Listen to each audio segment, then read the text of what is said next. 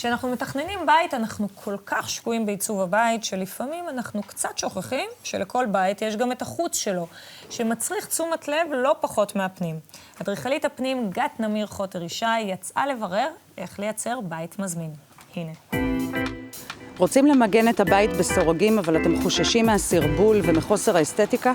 היום נכיר לכם מגוון רחב של סורגים, שגם יעניקו לכם תחושה של ביטחון, וגם ידברו בשפה העיצובית של הבית. בואו.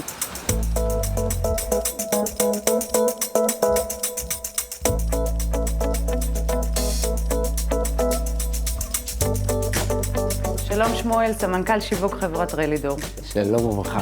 סורגים זה הסיפור שלנו היום. פעם סורג היה משהו נורא מסורבל ונורא מסיבי, וזה מאוד כמו בתי כלא. ספר לי מה קרה במרוצת השנים לסורגים. היום חושבים גם עיצוב לבית מעבר רק לביטחון. סורגים הם יותר אסתטיים, מעוצבים יותר, פתיחה הרבה יותר אלגנטית וקלה, כל אחד יכול לפתוח אותם בקלות. מה עם הטרנדים המובילים היום בייצור ועיצוב סורגים לחלונות? הטרנד הכי חזק שהולך זה במבנה שכמו צורת איקסים או מוריינים. מגיע רק באיקסים?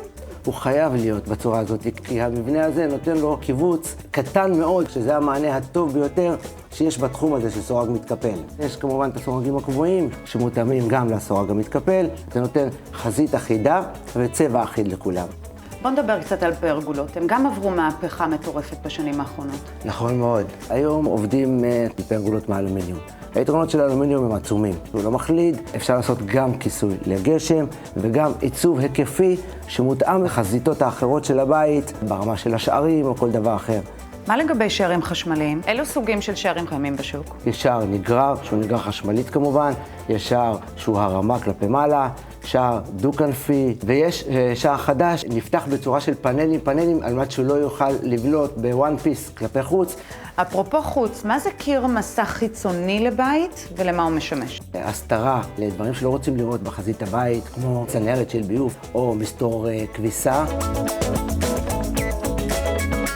יהודה, אני רוצה להחזיר אותך קצת אחורה לתקופה שבניתם את הבית. מה הנחה אתכם בעיצוב? כל מה שרצינו שיהיה מאוד סולידי, מאוד שקט, שהקווים יהיו אחידים, הגוון האפור מאוד מצא חן בינינו. הגדרות, הפרגולה, גם מאחורי הפרגולה, הכל נעשה באותו קווים.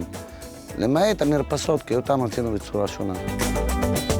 מה הטרנדים המובילים לגדרות בחצר? לקוח רוצה בסופו של דבר פרטיות, אז הוא יעדיף את הגדרות כמה שיותר אטומים, בטח בבית קרקע.